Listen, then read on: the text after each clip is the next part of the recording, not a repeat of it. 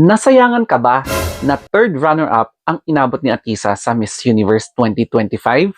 Kasi para sa akin, third runner-up is a very good accomplishment para kay Atisa Manalo, knowing na Miss Universe ito na pinaka nagbabardagulan na international beauty pageants in the world.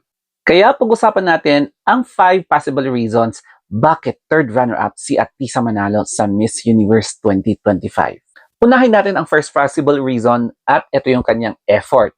Dito napapasok yung trainings, yung pinagpaguran niya, pinagpuyatan niya sa kanyang mga Q&A na enhancements, tapos yung pagdalo niya sa mga hosting gigs, lahat ng preparation talaga ginawa niya.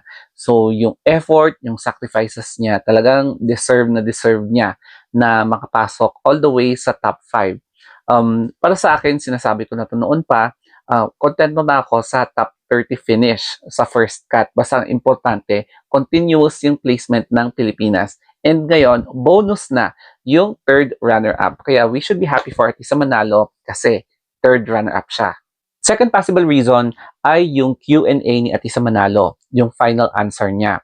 Kasi pwede natin sabihin na bet ng dalawang judge, pero hindi pala natin alam na yung 3 or 4 na judge ay hindi nila bet yung answer ni Atisa Manalo, in which pahapyaw lang na i-expound ko, shinare niya na bakit dapat siyang manalo bilang Miss Universe ay nilink niya yung kanyang life story from poverty na yung isa sa mga ways para makaangat ay yung pagsali niya sa beauty pageants na yung kinikita niya ay sinishare niya sa family. Tapos, ang isa pa dyan, gusto niya maging inspiration sa mga kabataang maging katulad niya. So, para sa akin, satisfied ako sa answer niya. Pero, again, very subjective ang judging. Pangatlo ay the face card. And yes, nagpadala ang Pilipinas ng isang maladyosang si Atesa Manalo.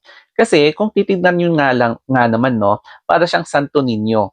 So, yun yung napansin ko sa kanya nung sumali sa Binibini Pilipinas na aside from si Catriona Gray, nung lumabas yung mga pictures ni Atisa Manalo, lalo nung sumasabak na siya sa Miss International, ay kakaiba din pala to, no? Parang Santo Niño yung face niya. So, kahit na pagtabihin niyo siya sa mga ibang candidates, lumulutang talaga yung kinang niya na parang nakakita ka ng diwata. So, ganun yung vibe. And yes, deserve talaga niya na mapunta sa top 5 kasi, alam mo yun, effortless yung kanyang pag-aura, yung energy niya, tapos mala Barbie talaga. Fourth possible reason ay destiny. Why? Naniniwala din ako sa superstition, whether you believe it or not. Naalala ko na nabanggit ko about si Shamsi Supsup, wherein sinabi niya na if being third runner-up is your destiny, then siguro yun nga talaga yung nakatakda para sa'yo. And nabanggit niya na during Catriona's reign, sinabi niya na kay Catriona talaga yung tadhana. Tapos, ang sinabi pa ni Shamsi Supsup na kahit na gaano kagaling ang isang candidate sa isang competition, kung wala talaga siya sa kanya yung star alignment, wala talaga sa kanya yung destiny na manalo. Kahit na she is the perfect candidate. Parang ganon. So, yes, Atisa deserves to be third runner-up and hindi naman basta-basta makukuha ang third runner-up, di ba? So, for me, happy talaga ako sa kanyang rank. At pang fifth possible reason ay yung learning experience ni Atisa sa mga previous na sinalihan niya.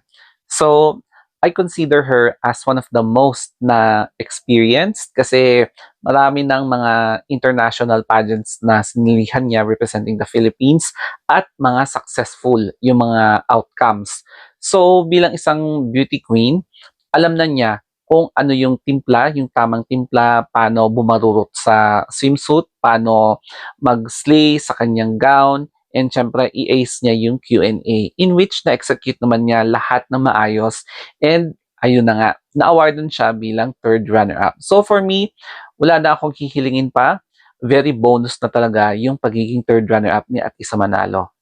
Sana full support pa rin kayo kay Atisa Manalo kahit na nag-third runner-up siya.